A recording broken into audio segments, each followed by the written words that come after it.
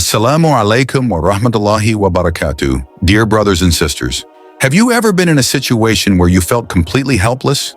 Where fear of harm or misfortune made you look for something, anything to protect you? Maybe someone handed you a small object, saying, "Keep this with you. It will protect you from the evil eye, harm, or sickness." But let me ask you this. Did it really protect you? Or did it leave you with an uneasy feeling deep inside? Today we're going to talk about something many Muslims unknowingly fall into, a practice that could be silently harming your relationship with Allah. Many of us, in times of fear or desperation, seek solutions that feel tangible. A charm to protect our children, a written piece of paper to safeguard our homes, or something to wear as a shield against misfortune. These practices are common, and we do them out of love and concern for ourselves and our families.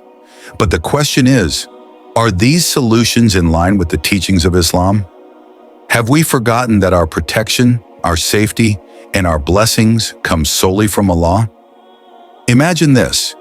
You're driving your car, and a near accident occurs.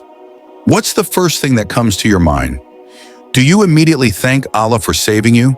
Or do you glance at that small object hanging on your mirror, thinking it somehow protected you? Let's be honest with ourselves. How often do we place more trust in objects or rituals than in the one who created us? We all know life is full of challenges, whether it's protecting our children, ensuring good health, or safeguarding our homes. It's natural to worry. But when that worry turns into reliance on objects or practices outside of Allah's guidance, we need to pause and reflect. Are we turning to Allah first, or have we let myths and cultural traditions cloud our judgment? Brothers and sisters, Islam teaches us to rely on Allah alone. When we place our trust in something else, no matter how small, it affects our iman. The more we rely on worldly objects, the more we drift away from Tawheed, the belief in the oneness of Allah. The Quran reminds us, "And rely upon Allah, and sufficient is Allah as disposer of affairs." Surah Al-Ahzab 33:3. Think about the times you felt closest to Allah. Was it when you held an object tightly, or was it when you raised your hands in dua, pouring your heart out to Him? Allah loves when we turn to Him, when we seek His protection, and when we place our full trust in His mercy and power. Let me share something that many of us can relate to. A brother once shared his experience. He was struggling with fear of sickness, fear of financial loss, and fear of the unknown.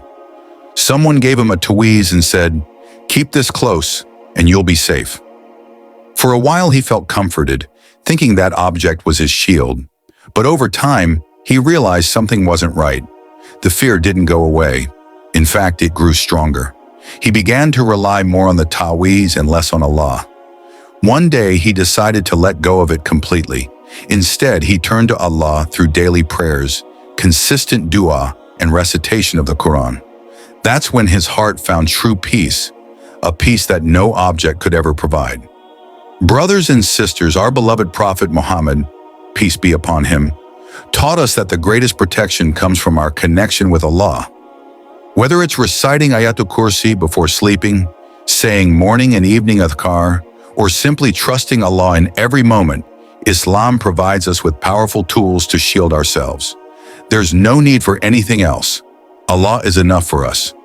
The Prophet, peace be upon him, said, "Whoever places their trust in Allah, He will suffice them." Surah At-Talaq 65:3. Let's take a moment to reflect on our lives.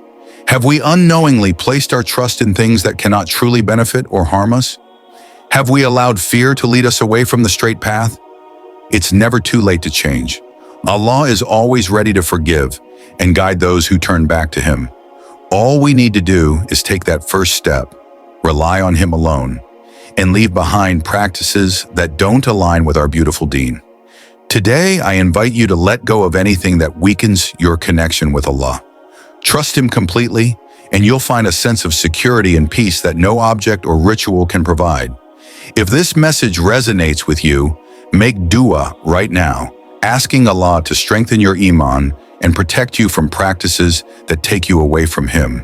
If this video has touched your heart, share it with your family and friends. Let's help each other grow closer to Allah and rely on Him alone. May Allah guide us all and protect us from anything that harms our faith. Jazakum Allahu khairan for watching, and I'll see you in the next video. Assalamu alaikum wa rahmatullah.